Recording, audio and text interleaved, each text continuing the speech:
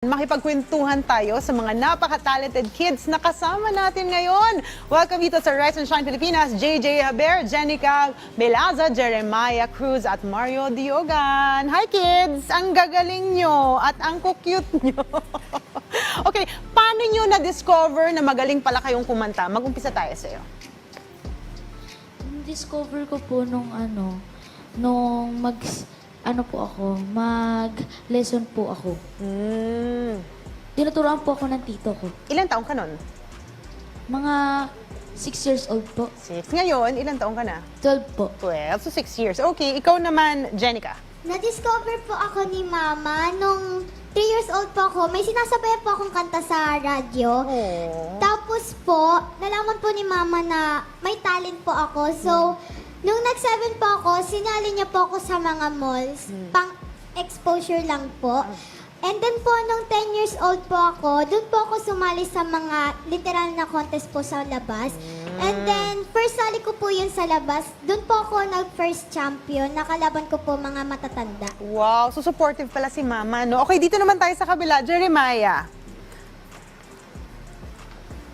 Kailan mo nalaman na marunong ka palang kumanta?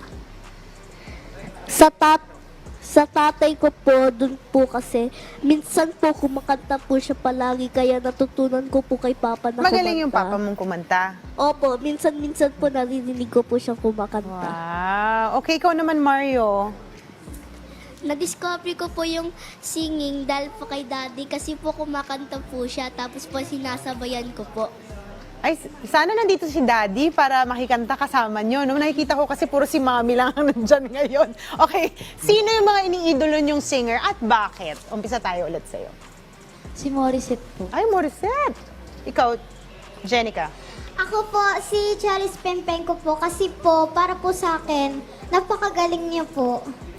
So, naging idol Si ko Jake po. type mo? Sige, dito lang tayo kay Jeremiah.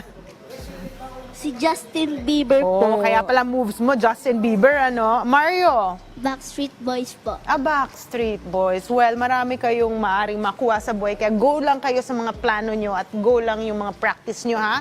Well, maraming salamat for sharing your talent with us. Ang daming natutong mga cars. Natin ng mga bata dyan na magkaroon ng lakas ng loob, confidence. Ang gagaling talaga ng mga batang nandito ngayon. Kaya mamaya, kakantahan nyo ulit kami, ha? Pero bago yan,